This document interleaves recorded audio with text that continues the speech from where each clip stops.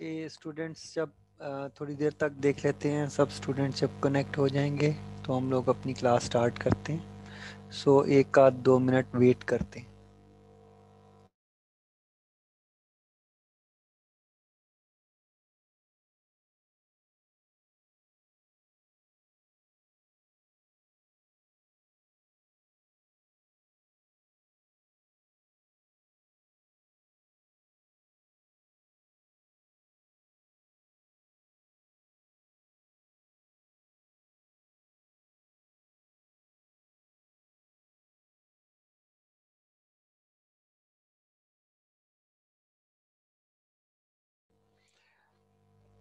Okay students, let's start again.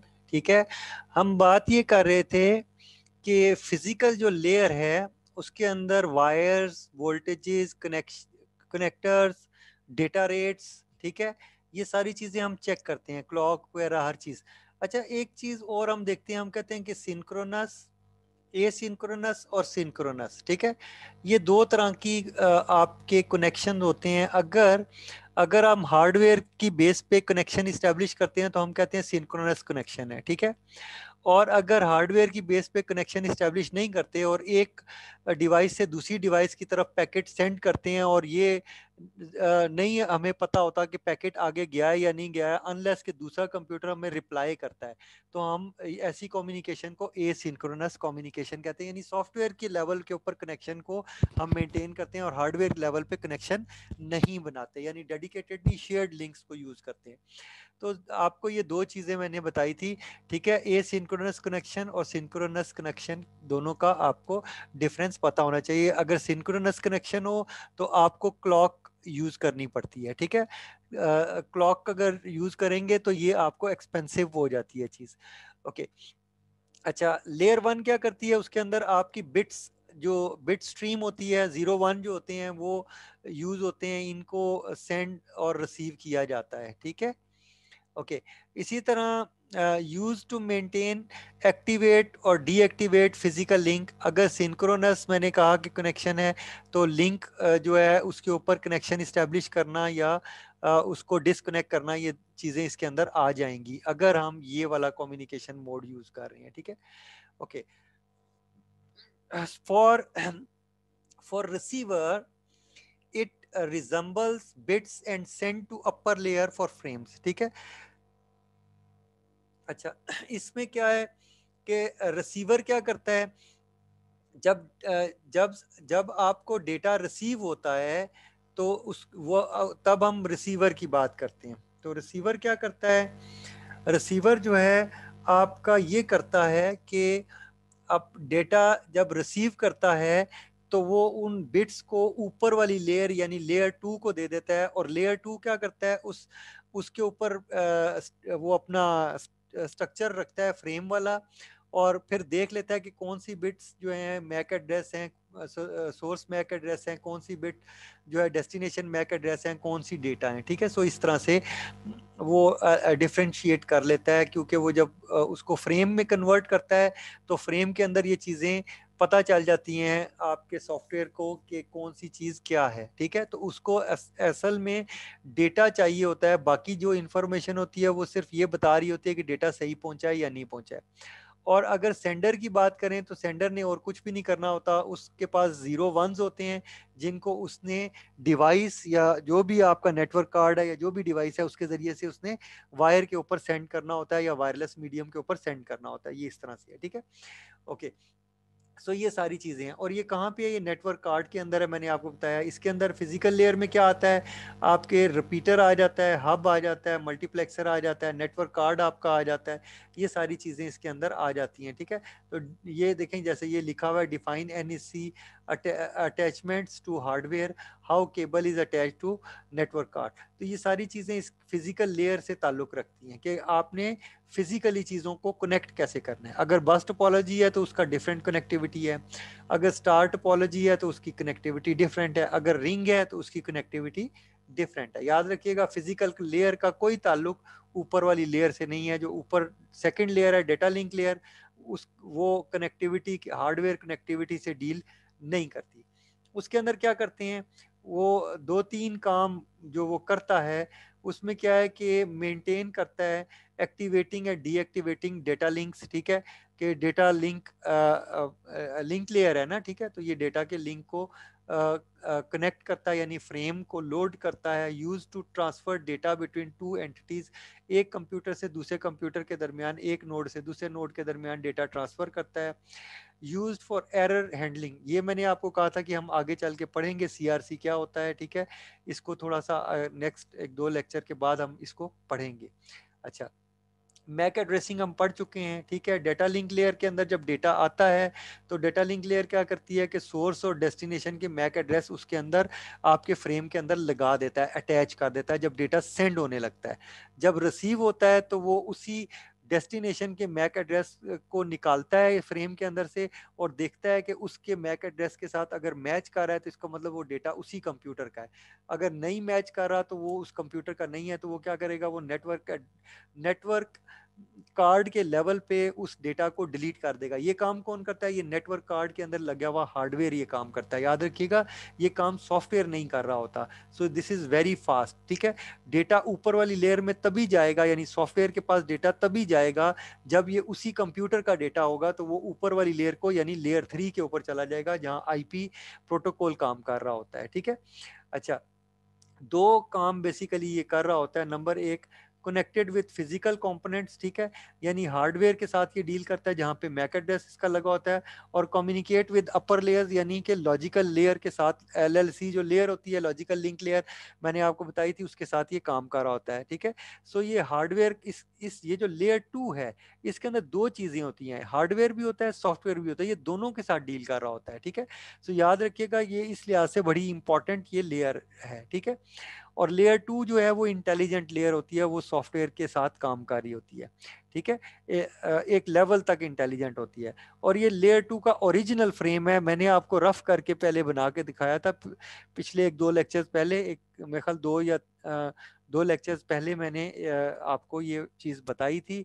तो अब देखिए, मैंने आपको ये बताया था कि डेस्टिनेशन मैक एड्रेस होता है, सोर्स मैक एड्रेस होता है, लेंथ यानी कि कितने जो है आप इसके अंदर फ्रेम्स भेजेंगे, ठीक है, लेंथ या टाइप ऑफ फ्रेम आप बता देते हैं कि किस तरह का फ्रेम होगा।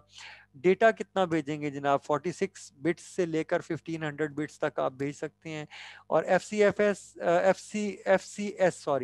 सी S stands for frame check sequence, और ये फ्रेम का सीक्वेंस नंबर है, यानी अगर पहला फ्रेम है तो फ्रेम इसका सीक्वेंस नंबर 0 लगा होगा, अगर दूसरा है तो फिर 1 2 3 एंड सो ऑन, ठीक है।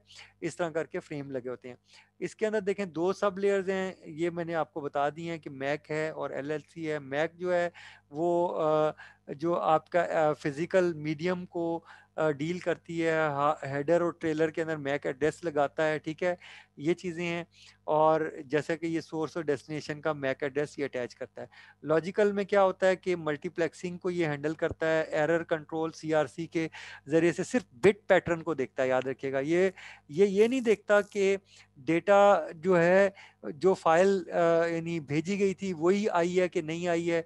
इस चीज़ को ऊपर वाली लेयर चेक करती है, ये नहीं करती। एरर कंट्रोल, ये जो लेयर 2 है ये सिर्फ ये देखती है कि जो बिट का पैटर्न है वो सही है, अगर वो सही है तो वो सीआरसी ओके हो जाएगा, अगर नहीं होगा तो सीआरसी फेल हो जाएगा, ठीक है। इसी तरह फ्लो कंट्रोल, जो ऊपर वाली आपकी टीसीपी लेयर होती है जो कि डेटा के फ्लो को कंट्रोल कर रही होती है, वो इस सब लेयर के साथ मिल के काम कर रही होती है, यानी ये जो लेयर 2 है इसके ज़रिए से डेटा भेजती है और मेक श्योर करती है कि डेटा पहुंच गया है कि नहीं पहुंच गया, ठीक है। सो ये इस तरह से ये उसके साथ जो ऊपर वाली लेयर है उसके साथ मिल के ये काम कर रहा होता है, ठीक है। फ्रेम की सीक्वेंसिंग उन्होंने की होती है कि एक तरतीब से फ्रेम को भेजा जाता है। मैक एड्रेस मैं ऑलरेडी बता चुका हूँ, इसको मैं स्किप करता हूँ, ठीक है। अच्छा, अब जो layer 1 layer 2, layer 1 can not communicate with upper layer, ठीक है, वो लेयर 1 इंटेलिजेंट नहीं होती, सो वो कम्युनिकेशन का कोई ताल्लुक ही कोई नहीं है। वो बस डेटा को या सेंड करेगी या रिसीव करेगी और कुछ भी नहीं करेगी, ठीक है। रिसीव करके वो ऊपर वाली लेयर को दे देगी, कोई फैसला नहीं करेगी। Layer 2 does this using LLC, वो ऊपर वाली लेयर से कम्युनिकेट करती है। लेयर 1 जो है can not identify computer, layer 1 को नहीं पता होता कि ये जो पैकेट आया है वो मेरा है कि किसी और का है, ठीक है। जबकि लेयर 2 जो है वो यूज करती है एड्रेसिंग, मैक एड्रेसिंग यूज करती है, उसको पता होता है ये पैकेट मेरा है या किसी और का है, ठीक है। ये मैं बात अभी आपको बता चुका हूँ थोड़ी देर पहले। Layer 1 can only describe stream of bits, ठीक है। तो वो बिट स्ट्रीम को डिस्क्राइब करता है कि जो बिट जो है किस ये सीक्वेंस है बिट्स का, और पहले कौन सी बिट भेजनी है, फिर बाद में कौन सी, फिर उसके बाद कौन सी, इस तरह से करके, ठीक है।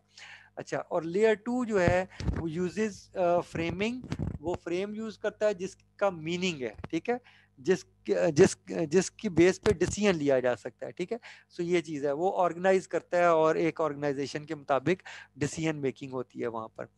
अच्छा, अब आ जाते हैं लेयर 3 की तरफ, ठीक है। यहाँ तक याद रखिएगा टीसीपी और ओएसआई मॉडल की जो लेयर्स हैं सेम है, कोई खास फर्क नहीं है, ठीक है। सिर्फ ये है कि टीसीपी के अंदर जो नेटवर्क है उसको इंटरनेट बोलते हैं, ठीक है। सो नेटवर्क लेयर क्या होगी, इंटरनेट होगी, ठीक है। अच्छा, अब हम बात करते हैं जनाब यहाँ पे नेट लेयर 3 के ऊपर प्रोटोकॉल कौन सा चलता है, क्योंकि इंटरनेट और नेट है तो इंटरनेट का प्रोटोकॉल ही चलता है। और ये IPX protocol, internet protocol x जो है, ये आपका यूज होता था नोवल के अंदर, ठीक है। और लेकिन यहाँ पे मैक एड्रेस नहीं इस्तेमाल होता। लेयर 3 जब भी कोई फैसला करती है वो आईपी एड्रेस की बुनियाद पे फैसला करती है, ये जहन में रखिएगा। और लेयर 2 जब भी फैसला करती है वो मैक की बुनियाद पे करती है, वहाँ आईपी यूज नहीं होता, ठीक है। सो ये डिफरेंस है इन दोनों लेयर्स के अंदर। अगर कोई लेयर आईपी एड्रेस यूज कर रही है, ठीक है, अगर कोई चीज आईपी यूज कर रही है तो वो लेयर 3 पे है, याद रखिएगा। अगर वो मैक एड्रेस यूज करती है और आईपी को यूज नहीं कर सकती तो हम कहते हैं कि ये लेयर 2 पे है डिवाइस, ठीक है। सो ये इस तरह से है, ओके। लेयर 3 क्या करती है, उसके अलावा वो कहती है स्विचिंग, वो प्रोवाइड करती है कि आप पैकेट को स्विच करते हैं, यानी ये पैकेट स्विचिंग आपको प्रोवाइड करती है, ठीक है। लेयर 3 जो है वो पैकेट स्विचिंग को सपोर्ट करती है और पैकेट स्विचिंग के मुताबिक डेटा हम भेजते हैं। दूसरी चीज़, वो राउटिंग भी इसी लेयर के ऊपर होती है। राउटिंग क्या होती है कि राउट सिलेक्शन होती है कि किस रास्ते से डेटा जाएगा, ठीक है, ये राउटिंग कहलाती है, ठीक है। और ताकि डेटा सोर्स से डेस्टिनेशन तक विदाउट एनी एरर जो है और सक्सेसफुली ट्रांसमिट होके पहुंच जाए, ठीक है। ये इसको बोलते हैं राउटिंग। राउटिंग का मतलब डेटा को सोर्स से डेस्टिनेशन तक पहुंचाना, ठीक है। अच्छा, determines network address and best path to deliver, ठीक है, तो ये राउटिंग ही कहलाता है, ठीक है। अच्छा, translate logical address into physical address, ठीक है, यानी कि मैक को और आईपी के साथ मैप करता है, और ये काम कौन करता है, ये एआरपी प्रोटोकॉल इसके अंदर करता है, ठीक है। This layer is responsible for addressing, यानी आईपी एड्रेसिंग और राउट सिलेक्शन, ये बता चुका हूँ आपको, वही बात रिपीट हुई है। If router can not send data in same size, अगर राउटर फर्ज करें सेम साइज के अंदर, फर्ज करें जो डेटा का पैकेट आया है वो बड़े साइज का है, तो राउटर छोटे साइज का पैकेट सेंड कर सकता है। तो राउटर क्या करेगा, उन पैकेट्स को स्मॉलर साइज के अंदर कन्वर्ट करेगा और फिर आगे भेजेगा, ठीक है। सो ये एक मेथड है, ये राउटिंग के अंदर ये होता है, ठीक है। तो वो ऐसा कर सकता है। अच्छा, फॉर्म्स पैकेट्स, तो वो पैकेट बना सकता है, ठीक है। प्रोटोकॉल जो यूज होते हैं वो कौन कौन से हैं, वो आईपी है, ठीक है। आईपी इंटरनेट प्रोटोकॉल लेयर 3 का प्रोटोकॉल है। एआरपी, आरएआरपी, ये सारे लेयर 3 के प्रोटोकॉल हैं। और आईसीएमपी, और आईसीएमपी के अंदर पिंग की कमांड हमने यूज की हुई है, ठीक है, याद रखिएगा। पिंग आईसीएमपी प्रोटोकॉल यानी इंटरनेट कंट्रोल मैसेज प्रोटोकॉल का हिस्सा है, ठीक है। ओके, आगे चलते हैं। पैकेट्स, तो ये लेयर 3 का पैकेट क्या है, लेयर 3 के पैकेट के अंदर सोर्स आईपी एड्रेस होता है, डेस्टिनेशन, यानी कि वो जो मैक एड्रेस है उससे पहले ये आईपी एड्रेस यानी सोर्स और डेस्टिनेशन के हेडर के अंदर लगे हुए होते हैं, लेयर 3 के अंदर ये लग चुके होते हैं, ठीक है। और फिर वो बताता है कि लेंथ पैकेट कितने साइज का होगा, ठीक है, एक पैकेट कितने साइज का होगा, और टोटल पैकेट्स कितने होंगे ये भी, और सीक्वेंस नंबर कि ये कौन सा वाला पैकेट है, पहला है, दूसरा है, तीसरा है, चौथा है, ठीक है। जब फ्रेम्स रिसीव होते हैं तो एक ये पता होता है कि एक पैकेट के अंदर कितने फ्रेम है, ठीक है। तो वो सारे फ्रेम जब इकट्ठे होते हैं तो वो मिला के एक पैकेट बनता है, ठीक है। और पैकेट जब मिलते हैं तो वो सेगमेंट बनते हैं यानी कि ऊपर वाली लेयर के लिए, और सेगमेंट जब मिलते हैं तो वो डेटा बन जाता है यानी फाइल बन जाती है जो कि सेंड हुई होती है, ठीक है। इस तरह से था। ओके, नेक्स्ट स्टूडेंट लेयर है layer 4 which is transport layer. अच्छा, used for data transfer between systems, process to process delivery, not source to destination delivery, ठीक है। एक प्रोसेस जो है दूसरे प्रोसेस के साथ जब कम्युनिकेट कर रहा होता है तो वो ट्रांसपोर्ट लेयर के जरिए करता है। मसलन आपकी एक एप्लीकेशन है, प्रोसेस क्या होता है, वो प्रोग्राम जो कि इस वक्त करंटली रैम के अंदर रन हो रहा है, ठीक है, उसको प्रोसेस बोलते हैं।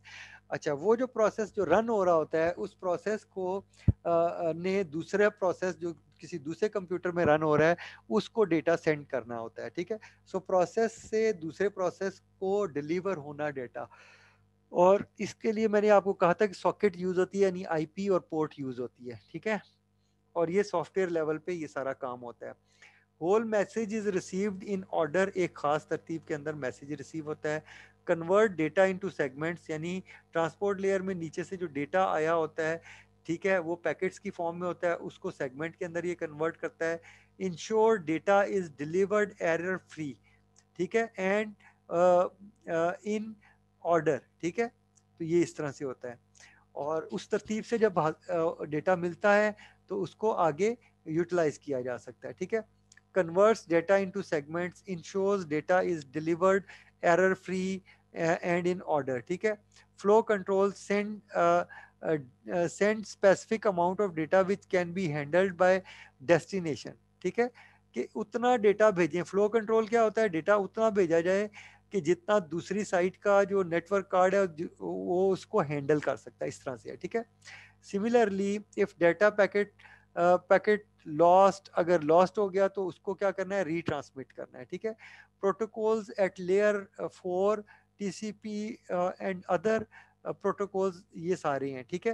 यानी टीसीपी प्रोटोकॉल ट्रांसपोर्ट लेयर पे यूज होता है, यूडीपी यूज होता है। TCP stand for transmission control protocol, UDP user datagram protocol. UDP जो होता है वो कनेक्शन लेस होता है, टीसीपी जो है कनेक्शन ओरिएंटेड होता है। और एआरपी और आरएआरपी भी ट्रांसपोर्ट लेयर के ऊपर यूज होते हैं, क्योंकि मैक को आईपी में और आईपी को मैक के अंदर कन्वर्ट करने की ज़रूरत पड़ती है, और ये ऊपर लेयर पे जो डीएनएस की एप्लीकेशन चाली होती है वो अक्सर इसको यूज़ करती है, ठीक है। अच्छा, इन चीज़ों, क्योंकि आईपी जब नेम में कन्वर्ट होता है, सॉरी, नेम से जब आईपी में कन्वर्ट होते हैं तो उसके बाद आप जब नेक्स्ट लेयर के अंदर आते हैं नीचे वाली लेयर में, तो एआरपी प्रोटोकॉल यूज़ होता है और आपको मैक एड्रेस आईपी के अगेंस्ट मिल सकता है, ठीक है। ओके स्टूडेंट्स, यहाँ तक अगर किसी को प्रॉब्लम हो तो बोल सकता है, ठीक है। और लेयर 4 की जो डिवाइस है उसको गेटवे बोलते हैं। गेटवे डिवाइस हमने पढ़ चुके हैं, राउटर्स, गेटवेज और हब स्विच वगैरह, ये हमने पहले एक्सपेरिमेंट के अंदर देखे थे, उसके अंदर डेफिनेशन लिखी हुई है। गेटवे क्या करते हैं कि पूरे के पूरे प्रोटोकॉल को, स्टैक को ट्रांसलेट कर रहे होते हैं, एक प्रोटोकॉल स्टैक को दूसरे प्रोटोकॉल में कन्वर्ट कर रहे होते हैं। जैसे यूं समझ लें कि गेटवे क्या होता है कि फ़र्ज़ करें बीच में एक ट्रांसलेटर बैठा हुआ है, और ट्रांसलेटर क्या करता है, एक तरफ इंग्लिश बोलने वाला बंदा है, दूसरी तरफ फ्रेंच बोलने वाला बंदा है, तो बीच में ट्रांसलेटर होगा जो कि इंग्लिश भी बोल लेगा, फ्रेंच भी। तो वो इंग्लिश जो बात आएगी तो उसको फ्रेंच में कन्वर्ट करके फ्रेंच वाले बंदे को बताएगा, और फ्रेंच में जब वो बात करेगा तो फ्रेंच वाली बात को इंग्लिश में कन्वर्ट करके इंग्लिश बोलने वाले आदमी को बताएगा। इस तरह से ये काम करता है, और यही काम जो है गेटवेज करते हैं इस तरह से, ठीक है। तो गेटवेज क्या करते हैं कि एक प्रोटोकॉल के डेटा को, एक तरह के प्रोटोकॉल के डेटा को दूसरी तरह के प्रोटोकॉल में कन्वर्ट करते हैं, ठीक है। सो इस तरह से ये वर्क करता है। अच्छा, नेक्स्ट स्टूडेंट लेयर है सेशन लेयर। सेशन लेयर के अंदर क्या होता है कि आपका कनेक्शन इस्टेब्लिश हो सकता है, ठीक है। जैसा कि मैंने आपको याद है जब क्लास कराई थी तो मैंने उस क्लास के अंदर ये चीज़ बताई थी कि सेशन किस तरह से इस्टेब्लिश होता है। और इस सेशन के अंदर क्या होता है, इस सेशन के अंदर दो सिस्टम्स के दरमियान में डायलॉग कंट्रोल होता है। डायलॉग कंट्रोल क्या होता है, एक कंप्यूटर दूसरे को कहता है कि भाई कितनी स्पीड के ऊपर बात करना है। अगर एक कंप्यूटर 10 मेगाहर्ट्ज बिट्स पर सेकंड के ऊपर काम कर रहा है और दूसरा 1G पे काम कर रहा है, तो दोनों को 10 के ऊपर कम्युनिकेट करना पड़ेगा, ठीक है, तब कम्युनिकेशन होगी।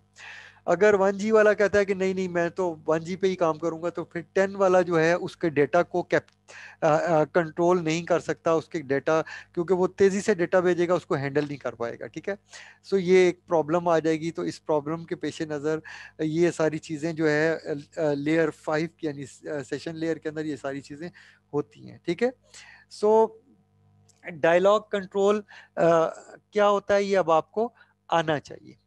आगे हम बात करते हैं सिंक्रोनाइजेशन। ठीक है, सिंक्रोनाइजेशन कहते हैं कि add synchronisation point to stream of data. ठीक है, तो सिंक्रोनाइज करने के लिए चीज़ें डालते हैं, तो ये सेशन जो है ये भी करती है। If session fails only send data, only send that data which was not delivered rather than whole message.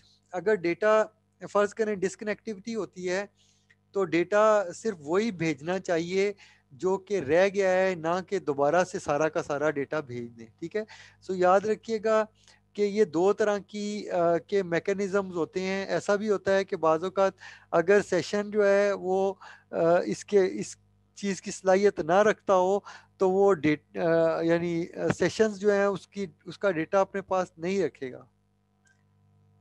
ठीक है, सो ये इस तरह से वर्किंग होती है। तो उम्मीद है ये आपको क्लियर हुआ होगा। ओके स्टूडेंट्स, यहाँ तक अगर आप लोगों को कोई क्वेश्चन है तो पूछ सकते हैं। 1 मिनट है आपके पास, मैं 1 मिनट की ब्रेक ले रहा हूँ।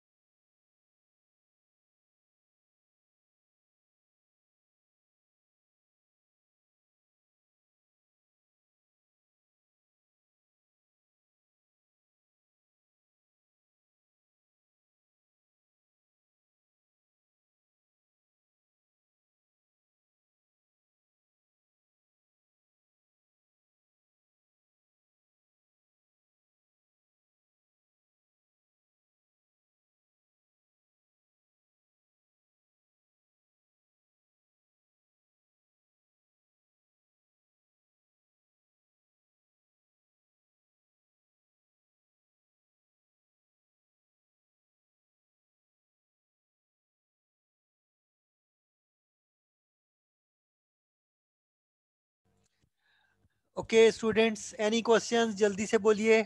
किसी को कोई क्वेश्चन है तो पूछ सकता है। ठीक है जी, उसामा। अस्सलाम वालेकुम सर। वालेकुम सलाम। जी जो असाइनमेंट है इस वीक की, जी जी सर उसमें डिफरेंट क्वेश्चन है कि हमने खुद उसमें ढूंढ के करने होंगे, तो वो इसके अंदर ये स्लाइड्स में ही है या हाँ बेटे, लेसन हमने जो किए हैं उसमें ही है, या बिल्कुल। हमें खुद से उसमें मेहनत करनी होगी, नहीं निकालने नहीं पड़ेंगे इंटरनेट बेटे, स्लाइड्स के अंदर नॉर्मली क्वेश्चन का आंसर होता है। ठीक है, अगर आप थोड़ा सा सर्च करेंगे आपको आंसर मिल जाएगा। ठीक है, और अगर से? फर्ज करें आपको नहीं मिलता तो देन आप इंटरनेट के, वैसे ऐसा होता नहीं है, हमने क्वेश्चन का आंसर उसके अंदर रखा होता है। ठीक है, थोड़ा सा मे बी आपको वो फार्मूला ढूंढना पड़े जिसके तहत आपने कोई कैलकुलेशन लेनी है या कोई चीज, और सर वो ज्यादातर बैकअप जो है बैक ऑफ टाइम वगैरह फाइंड करना है, के की वैल्यू फाइंड करनी है वो हाँ, सारा। तो बेटे उसके अंदर ही फार्मूला, अगर अगर उस लेसन में नहीं होगा ना, तो उससे प्रीवियस जो लेसन है उसमें देखो, उसके अंदर होगा वो फार्मूला। ठीक है, सो ओके। ये नहीं होता कि आपने वो आपके लेसन देखे, या तो ये होता है ना, जो आपको असाइनमेंट मिलती है ना, वो या तो प्रीवियस लेसन में से होती है या वो करंट लेसन में से होती है। ये तरीका होता है। ठीक है, क्लियर है सबको? Yes sir. ठीक है, तो कोशिश करो, हो जाएगा, इतना इशू नहीं होता, ये बन जाती है असाइनमेंट। ठीक है, सर बन जाती, बस मैं पूछ रहा था आपसे। हाँ कोई नहीं बेटे। देखो ये मकसद क्या होता है असाइनमेंट का, मकसद मैं आपको बता देता हूँ। प्रिपरेशन असाइनमेंट, होती है ना सर। हाँ असाइनमेंट का मकसद ये है कि आप नॉर्मली बच्चे क्या करते हैं, वो ये लेसन को पढ़ते ही कोई नहीं है। हम इस लेसन के अंदर से क्वेश्चन दे देते हैं हर वीक के अंदर, तो उसमें ये होता है कि अगर आप लेसन को पढ़ेंगे तो आपको आंसर मिल जाएगा, तो आप तभी आंसर मिलेगा जब आप उसको पढ़ेंगे।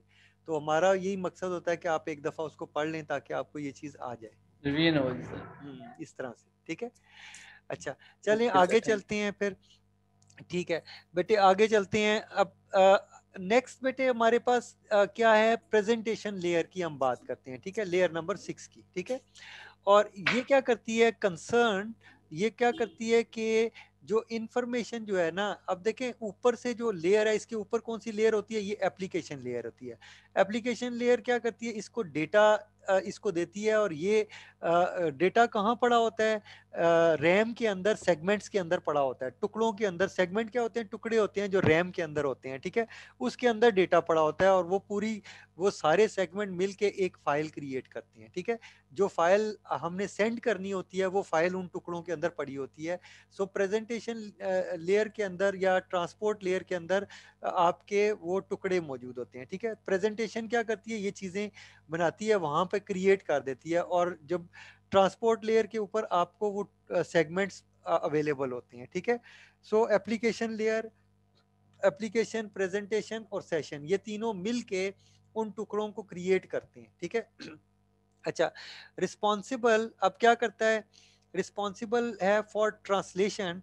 अच्छा, क्या करता है, जो डेटा आता है ना, डेटा इनटू बिट्स, ठीक है, के बिट्स को किस कोड के तहत बनाना है, ठीक है। क्या क्या हमने आस्की के तहत डेटा को भेजना है, तो आस्की एक कोड है, ठीक है। बीसीडी के तहत देना, ये न्यूमेरिक फॉर है, एब्स्टेक एक कोड है। ये बहुत सारे कोड आपने आईटीसी के अंदर पढ़े होंगे। न्यूमेरिकल डेटा के लिए अलहदा कोड होते हैं, और जो अस्की करेक्टर्स होते हैं, यानी कि जो अल्फा न्यूमेरिक डेटा होता है उसके लिए अलहदा कोड्स होते हैं, ठीक है।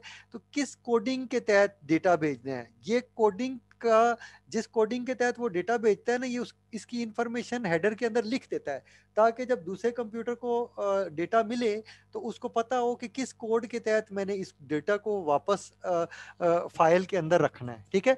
तो इस तरह ये होता है कि डेटा बिल्कुल एज इट इज आ जाता है। अगर न्यूमेरिकल डेटा है तो उसको न्यूमेरिकल डेटा करके रखेगा, अगर करेक्टर टाइप का डेटा है तो उसको करेक्टर करके रखेगा। बात समझ आ गई? तो इस तरह से ये काम करता है। अच्छा, उसके अलावा एक और मेथड वो डेटा के साथ ये कर सकता है कि डेटा को कंप्रेस करके भेजे। कौन करता है? ये लेयर 6 करता है, ठीक है। अगर आप टीसीपी आईपी की बात करते हैं, टीसीपी आईपी की लेयर्स की बात करते हैं, तो उसकी एप्लीकेशन लेयर में ये काम होता है, ठीक है। क्योंकि टीसीपी आईपी के अंदर एप्लीकेशन, प्रेजेंटेशन और सेशन, ये तीनों एक ही लेयर के अंदर है, ठीक है। सो याद रखिएगा, ये सारे काम इंटरनेट के अंदर कहाँ होते हैं? एप्लीकेशन लेयर में होते हैं, ठीक है। तो ये मत क्वेश्चन मुझे करना कि ये प्रेजेंटेशन लेयर में तो नहीं होते। तो ये अगर टीसीपी की बात करें तो टीसीपी जो कि आपका रियल इंटरनेट है, इंटरनेट के अंदर कंप्रेशन आप एप्लीकेशन के अंदर करते हैं, और ऐसा ही है, ठीक है। अच्छा, और ये क्योंकि प्रेजेंटेशन लेयर एप्लीकेशन लेयर के अंदर होती है टीसीपी के अंदर, क्योंकि ये ओएसआई मॉडल है, इसके अंदर प्रेजेंटेशन लेयर अलहदा से करके बताई हुई है। कंप्रेशन का बेटे मतलब क्या है? कंप्रेशन का मतलब समझ लें। कंप्रेशन का मतलब ये होता है कि जो डेटा होता है उनको कोई टेक्निक अप्लाई करके उस जो नंबर ऑफ डेटा है या नंबर ऑफ बिट्स हैं उनको कम कर लिया जाए। अब आप कहेंगे ये कैसे हो सकता है? सो मैं आपको एक आसान तरीका बताता हूँ, ठीक है। अगर किसी को इसमें प्रॉब्लम आ रही है तो बेशक हैंड रेज कर लो, मैं उसको बात करूंगा। अगर आपको नहीं समझ आ रही तो वो मुझे ओके कर देगा बच्चा, ठीक है। किसी ने बेटे हैंड रेज करना है तो कर दो अभी, ठीक है, मैं उसको अनम्यूट कर लेता हूँ। ओके, चलो ठीक है, मैं बताता हूँ ये मेथड, अच्छे से समझ लो, ये बड़ा इंपॉर्टेंट है, ठीक है। कंप्रेशन किस तरह से कर सकते हैं? मसलन फर्ज करें हमारे पास जो डेटा है वो किस फॉर्म में है? 0 और 1 की फॉर्म में है, ठीक है। मैं ये कर लेता हूँ कि मैं एक टेबल बना लेता हूँ। मैं कहता हूँ कि अच्छा, जो है जो बिट्स हैं, मैं कहता हूँ कि जो पोजीशन नंबर 1 से लेकर पोजीशन नंबर 100 तक 1 है, ठीक है। फिर मैं कहता हूँ उसके बाद जो है जीरोज हैं, यहाँ से लेकर यहाँ तक जीरो हैं, ठीक है। तो मैंने क्या करना है, मैंने एक वैल्यू लिखनी है 0, और कॉमा लिख के मैंने क्या लिखना है, कितने जीरोज हैं ये लिखना है। तो ये डेटा क्या हो गया? कम हो गया, ठीक है। अब मैं इस तरह का डेटा अगर बना के भेजूंगा, कंप्रेस करके भेजूंगा, तो ये डेटा क्या हो जाएगा? मुख्तसर हो जाएगा। जब मैंने इतनी बिट्स भेजनी थी, अब मैं क्या करूंगा? अब मैं चंद वैल्यूज भेजूंगा, ठीक है। तो ये शॉर्ट कर सकता हूँ। अगर मैं कोडिंग यूज करूंगा, कंप्रेशन यूज करूंगा, तो क्या होगा? डेटा कम हो जाएगा, थोड़ा हो जाएगा। अगर थोड़े डेटा को मैं नेटवर्क के ऊपर भेजूंगा तो वो जल्दी दूसरे कंप्यूटर तक पहुंच जाएगा। ठीक है, सो कंप्रेशन ये करता है। कंप्रेशन क्या करता है, डेटा को कम कर देता है। ठीक है, दूसरी चीज है बेटे इंक्रिप्शन। इंक्रिप्शन मैंने आपको एक दफा पहले भी बताई थी, आपको याद होगा। इंक्रिप्शन में मैंने ये बताया था कि डेटा को इनक्रिप्ट करने के लिए हम क्या करते हैं, हमारा फर्ज करें हमारा 8 बिट का डेटा है, तो हम क्या करते हैं, हम उसको 1024 बिट्स के अंदर छुपा देते हैं। तो अब वो मिलेगा कहाँ है, नहीं मिलेगा। ठीक है, कौन सी बिट्स डेटा को रिप्रेजेंट करी है नहीं पता चलेगा। ठीक है, सो ये इंक्रिप्शन हम यूज कर सकते हैं। इंक्रिप्शन से क्या होता है, डेटा को हाइड हम कर सकते हैं, ताकि कोई आदमी अगर हमारा डेटा पकड़ ले तो वो उसको उसको देखना, उसको ना पता हो कि मैंने क्या डेटा भेजा है। ठीक है, जैसे पुराने जमाने में कोड के अंदर डेटा भेजा जाता था और वो कोड पढ़ने के लिए कोई ना कोई डिवाइस यूज की जाती थी। ठीक है, अच्छा, अक्सर आपने देखा होगा वो एक वो प्रोग्राम आता है इर्तुगरुल गाजी, उसके अंदर आपने अक्सर देखा होगा कि वो जो मैसेज है उनके पास आता है तो वो लोग जो है ना वो कोड सा एक यूज कर रहे होते हैं, एक डिवाइस यूज करते हैं जिससे वो कोड को डी कोड करते हैं। ठीक है, सो वो डी कोड करने वाला जो वो यानी कोडेड जो मैसेज होता है उसमें आप इंक्रिप्शन करके भेजते हैं। ठीक है, तो इंक्रिप्ट किया हुआ उसको बोलते हैं इंक्रिप्ट किया हुआ मैसेज। तो दूसरी तरफ जब यानी इंक्रिप्शन और डिक्रिप्शन दो तरह के काम होते हैं। इसी तरह कंप्रेशन और डी कंप्रेशन ये दो तरह की चीजें होती हैं। ठीक है, सो ये दोनों चीजें आपको आने चाहिए कि अगर आपसे पूछा जाए तो आपको पता होना चाहिए क्या चीज होती है। ट्रांसलेशन क्या होती है, ये जो प्रेजेंटेशन लेयर ट्रांसलेशन भी करती है। वो कहता है data into bits and selecting appropriate encoding technique and changing from sender format to receiver format. ठीक है, तो यानी डेटा को जब सेंड और रिसीव करना है तो डेटा को बिट्स में कन्वर्ट करना नंबर एक। ठीक है, ठीक है, ये किसके लिए करता है काम, ये आपका लेयर 2 के अंदर ये काम होता है। ठीक है, लेयर 2 की मदद से ये प्रेजेंटेशन, वहां पे मैंने लिखा था कि वो मैंने आपको बताया था कि ये जो काम है ये लेयर 6 की मदद से ये होता है, वहां पे मैंने बताया था लेयर 2 के अंदर ये चीज मैंने आपको बताई थी पहले। ठीक है, तो अब मैं ये बता रहा हूँ यहाँ पे कि ये आप देखेंगे यहाँ लिखा हुआ है कि ये काम करता है। ठीक है, प्रेजेंटेशन लेयर ये काम करती है। ठीक है, और वो एक किसी स्पेसिफिक इनकोडिंग के जरिए से डेटा को सेंड करता है, ताकि रिसीवर जिस फॉर्म में डेटा को रिसीव करेगा उसमें इनकोड करके डेटा को भेजेगा। ठीक है, और इंफॉर्मेशन साथ डाल के बताएगा हेडर के अंदर कि किसके तहत कौन सी इनकोडिंग टेक्निक यूज की गई है, वो हेडर के अंदर लिखी हुई होगी। ठीक है, कंप्रेशन क्या करता है, रिड्यूस नंबर ऑफ बिट्स, ये उसकी डेफिनेशन लिखी हुई है। इंक्रिप्शन क्या करता है, the process of encoding message और information in such a way that only authorized party can read it. ठीक है, तो ये इंक्रिप्शन होती है। और अगर आप जैसे इंटरनेट के ऊपर एसएसएल यूज करते हैं, सिक्योर शेल यूज करते हैं। ठीक है, सिक्योर सॉकेट लेयर अगर यूज करें एसएसएल, तो फिर क्या होता है कि आप जो है इसका मतलब सिक्योरिटी इनक्रिप्ट करके, एसएसएल जो होती है वो इनक्रिप्ट करके डेटा को भेज रही होती है। ठीक है, और ये लेयर 6 के ऊपर एसएसएल की इंक्रिप्शन यूज होती है। ठीक है, जैसा कि आपके आईपीसेक हो गए या इस तरह के बहुत सारे प्रोटोकॉल होते हैं इंटरनेट के अंदर, यानी नेटवर्क के ऊपर इस तरह के प्रोटोकॉल होते हैं जो कि इंक्रिप्शन करते हैं। ठीक है, अच्छा, आगे हम बात करते हैं एप्लीकेशन लेयर की। एप्लीकेशन लेयर क्या करती है, एप्लीकेशन लेयर जो है वो आपकी उसके अंदर आपकी एप्लीकेशन रन हो रही होती है और उसके आगे सर्विसेज चल रही होती हैं, जैसे एफटीपी हो गई या एसएमटीपी हो गई। एसएमटीपी मेल की सर्विस है, एफटीपी फाइल ट्रांसफर की सर्विस है, इसी तरह एचटीटीपी हाइपर टेक्स्ट ट्रांसफर करने की सर्विस है, और इसी तरह जो टेलनेट एक सर्विस है कि आप किसी कंप्यूटर से रिमोटली कनेक्ट करना चाहती हैं तो इसको टेलनेट कहते हैं। डायरेक्टरी सर्विसेज जैसे कि आपकी एक्टिव डायरेक्टरी की सर्विसेज हैं जो कि एलडीएपी प्रोटोकॉल जहाँ पे यूज होता है, जो लैब के अंदर मैं करवा रहा था आपको, एक्टिव डायरेक्टरी मैंने इंस्टॉल कराई थी, वो ये चीज़ है, वो भी लेयर 7 पे होती है। मैंने आपको कहा था कि लेयर 7 के ऊपर हम इंस्टॉलेशन कर रहे हैं। डीएनएस आपकी वहाँ पे यूज होती है। ठीक है, ये सारी चीज़ें मैंने आपको बताई हैं कि कहाँ कैसे यूज होती हैं। ठीक है, सो वो ऐसा ही मॉडल के बारे में कॉम्प्रिहेंसिव और अच्छे तरीके से यहाँ पे इंफॉर्मेशन लिखी हुई है। मैंने इसको काफ़ी हद तक आपको बता भी दिया है, तो यहाँ तक हम लोग इसको करते हैं। ये आईपी के जो क्लासेस थी ये मैं आपको बता चुका हूँ। इंशाल्लाह लैब के अंदर हम इसको इससे आगे पढ़ेंगे। ठीक है, ये चीज़ भी मैं आपको बता चुका हूँ कि जो टीसीपी आईपी प्रोटोकॉल होता है उसके अंदर डिफरेंट लेयर्स होती हैं, 5 लेयर्स होती हैं। तो देखिए ये लेयर 1 के अंदर 0 ऊपर से शुरू करते हैं, एप्लीकेशन लेयर के अंदर डेटा होता है यानी फाइल होती है। जब नेक्स्ट लेयर के अंदर जाता है तो वो हेडर के अंदर कुछ इंफॉर्मेशन उसके अंदर ऐड हो जाती है इस एप्लीकेशन लेयर से रिलेटेड, और डेटा मौजूद होता है। और ट्रांसपोर्ट लेयर में ये जो डेटा होता है इस ये सेगमेंट की फॉर्म में पड़ा हुआ होता है, यानी रैम के अंदर पड़ा होता है। वहाँ से इस सेगमेंट्स को, ये जो सेगमेंट के अंदर डेटा पड़ा होता है, इन सेगमेंट्स के जो लेयर 3 जो होती है आपकी नेटवर्क लेयर जो होती है, वो क्या करती है, उसके पैकेट बनाती है, और पैकेट के फिर जो लेयर 2 होती है उन पैकेट में से फ्रेम बनाती है, और इन फ्रेम्स की फिर बिट बना के तो इनको डेटा को एक कंप्यूटर से दूसरे कंप्यूटर में सेंड किया जाता है। तो ये आपकी आपकी ये लेयर 1 है, ये 2 है, ये 3 है, ये 4 है, और ये 5 है, और ये टीसीपी आईपी आपका प्रोटोकॉल की सारी इंफॉर्मेशन लिखी हुई है। ठीक है, सो यहाँ तक स्टूडेंट्स हम रखते हैं। अगर आपको कोई क्वेश्चन है तो पूछ सकते हैं, अदरवाइज मेरे ख्याल में इस सेशन को हम एंड कर देते हैं। ठीक है, okay students, I think question नहीं है आप लोगों के पास। ठीक है, तो इसको अच्छे से पढ़ें। ठीक है, इसके अंदर बहुत सारी चीजें मैंने रिपीट भी की हैं। ठीक है, अच्छा हमजा बेटे पूछो। सर वो जो आप बोल रहे थे ना वायर जमा करवानी है सर जी, उसकी लास्ट डेट क्या है? बेटे लास्ट डेट को छोड़ो, जब आपकी बन जाए ना तो आप लोग क्या करें, सीआर को जमा कराते जाएं। ठीक है, सो जिन जिन लोगों ने ठीक है बना ली सर। हुई हैं वो अच्छा केबल टेस्टर आप लोगों को मिल गया था? सर जी हम तो आपसे उस दिन ही मिले थे ना, आपने मैं बोला सर थर्सडे वाले दिन आना है कि फ्राइडे वाले दिन, तो सर अच्छा जी हमारे कोई भी नहीं आया था।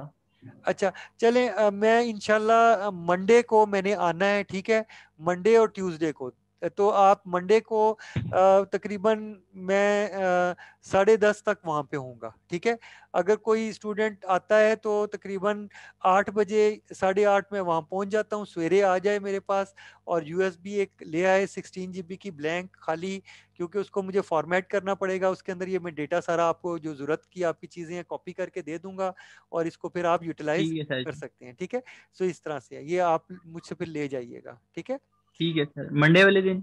हाँ मंडे वाले दिन। और बाकी ये है ठीक है कि सर। अगर आप केबल बनाने के लिए कैंपस में जाते हैं तो आपने यूनिवर्सिटी नहीं जाना, बीआईआईटी नहीं जाना, कहीं पे भी आप प्लाजा में कर सकते हैं ये चीज़। लेकिन ये है कि सज्जाद साहब अगर प्लाजा में जाते हैं तो सज्जाद साहब से या वजाहत साहब बैठे हुए होंगे, उनसे आपने जो केबल टेस्टर है वो आप ले सकते हैं। सीआर वहाँ चला जाए और वहाँ से ले आए, अपना कार्ड वहाँ रखवाए, और फिर आप लोग काम करके उसको रिटर्न कर सकते हैं। ठीक है, समझ गए आप? ठीक है सर। ठीक है, ठीक है। तो ये मेथड है। ठीक है, तो ठीक बस है और सर, बेटे कोई शुक्रिया। क्वेश्चन है तो बोलो, नहीं तो इस सेशन को एंड करते हैं। ठीक है सर, बस एंड कर दें, कोई क्वेश्चन नहीं, शुक्रिया सर। ओके बेटे, अल्लाह हाफिज। अच्छा एक और बात बेटे मुझे बताना याद नहीं रही, मैंने चैनल अगर आपने सब्सक्राइब किया है तो ऑटोमेटिकली आपको नोटिफिकेशन आ गया होगा। अच्छा किसी बच्चे ने चैनल सब्सक्राइब नहीं किया हुआ तो हैंड रेज करो, जिसने नहीं सब्सक्राइब किया हुआ। मेरा वाला चैनल जो है वो सब्सक्राइब नहीं किया हुआ, बोले। अच्छा जी उस्मान, हाँ बेटे, चैनल नहीं सब्सक्राइब किया हुआ? नो सर, आपका चैनल नहीं सब्सक्राइब किया मैंने। बेटे चैनल मैंने आपको दिया हुआ है ना, देखो इसमें मैंने अपने चैनल के ऊपर जो ये केबल बनाने वाली वीडियो है ना, ये मैंने केबल कैसे बनती है ये वीडियो मैंने वहां पे शेयर की है। ठीक है, देखिए अगर आप ये सब्सक्राइब नहीं करेंगे ये देखेगा चीजें सर। आपको अवेलेबल नहीं होंगी, ना आपको कोई इन्फॉर्मेशन आएगी। ठीक है, अब मुझे बताना पड़ रहा है ना, तो मैं कोशिश ये करता हूँ कि आप जी लोग सब्सक्राइब अगर कर लेंगे तो आपको ऑटोमेटिकली मैसेज आ जाएगा, आप फिर वो वीडियो देख लें और उसके मुताबिक केबल बना लें। आपकी आसानी के लिए वीडियो मैंने बना के वहां पे डाली है। ठीक है,